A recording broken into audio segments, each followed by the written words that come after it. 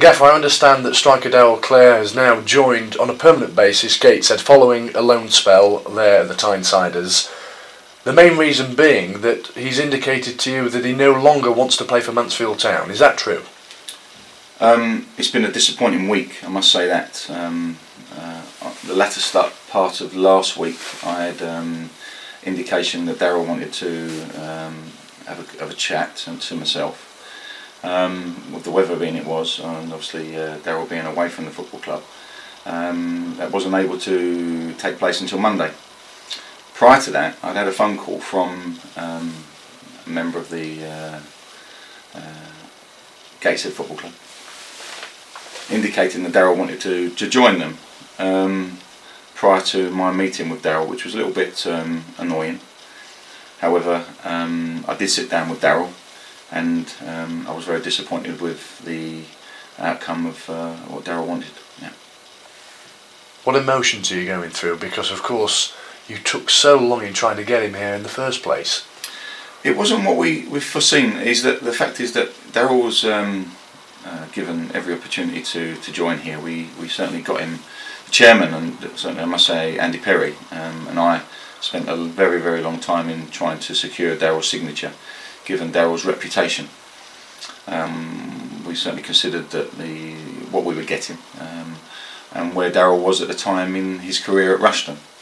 He was in a bit of a bad place, and certainly we rescued and helped him recover his career. And for Daryl to come in and tell us that he didn't want to play for Mansfield and not pull on a Mansfield shirt was very disappointing, yes.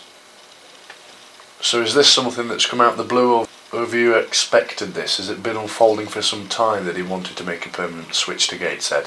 No, not at all. Not from my point of view. And Daryl and I have had a very good relationship.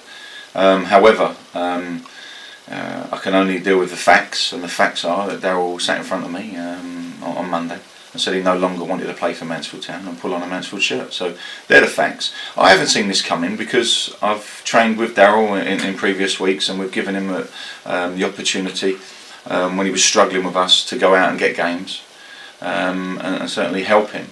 And I really do feel that we have got the raw end of the stick here, because we've done everything we can for Daryl, and Daryl, by his own admission, has admitted that. So I don't want to sit here and chastise Daryl, but likewise we are disappointed because Mansfield Town are a strong club now. We're in the playoff places, and Daryl seems not to have that willingness and fight to come in and play, one for the shirt and for the football club and for the fans, which is really disappointing. Did you want him to stay? 100%. I sat in front of Daryl and I asked him. This was Monday, and then even yesterday I asked him if he was 100% sure that that was what he wanted. Daryl feels that I've got to be careful. I don't wish to go into private matters now, because Daryl's had plenty of opportunities, and likewise, what's private must remain private. But I just felt that you have to do what's right for the best for the football club and for the team. We've got some very good professionals at our football club, and you can only have players in the club that are focused on pulling that shirt on for the club and for the fans. When he first came here, of course, midway through last year, in fact towards the earlier part of the year it was, one of the major issues that you needed to get straight almost instantaneously was his fitness, because of course he'd not been playing regularly at Rushton Diamonds. In the end, was he as fit as you wanted him to be? I think Daryl tried very hard to get as fit as he needed to be, and certainly put the work in. I will never question his desire on the training ground. However, he had private matters and certainly issues that he had to deal with off the pitch. Then he had an illness, and then he had an injury. And for one reason or not, we probably didn't ever get Daryl Clare as where we wanted to be. And now that might not be just down to our ability on the training ground, because nobody else faltered.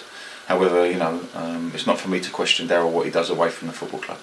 But likewise, as I say, he was given the opportunity. He was struggling, not just physically, off the pitch. And we felt that, I considered all the options by giving this opportunity to him to go out on loan.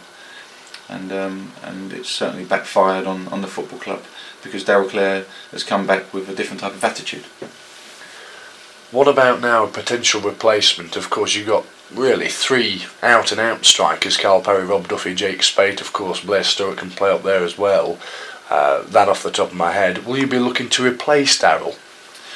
Well, I feel that in the forthcoming months we're going to need a strong squad. This is something that I didn't see coming, and it's taken me a little bit back by surprise, because I expected Daryl to come back and fight for a place, and certainly he'd have been given that chance. But now he's fitter and he's been playing regular games. That was the whole design of giving him the opportunity to go out on loan. So I'm bitterly disappointed, and I know that the chairman is as well, because of the time and effort we put into securing Daryl Clare. However, you move on. You do move on, and that's football. When you look at opportunities, we'll seek to gain an advantage out of this.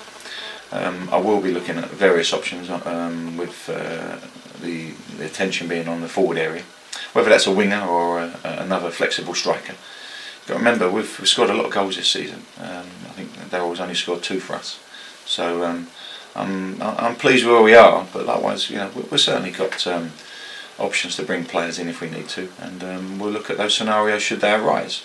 But for the foreseeable future, we'll get our head down and work hard. Just closing now the Daryl Clare chapter. Yep. Disappointed? Extremely. Daryl knows my faults, and but when you've got a player sitting in front of you of the calibre and the experience of Daryl, I had to allow it to happen, because I don't want anybody in my dressing room that doesn't want to be there. The design of Daryl's life has changed. He's got things to consider off the pitch, and he'll move on. And I feel now that the focus must be on our dressing room.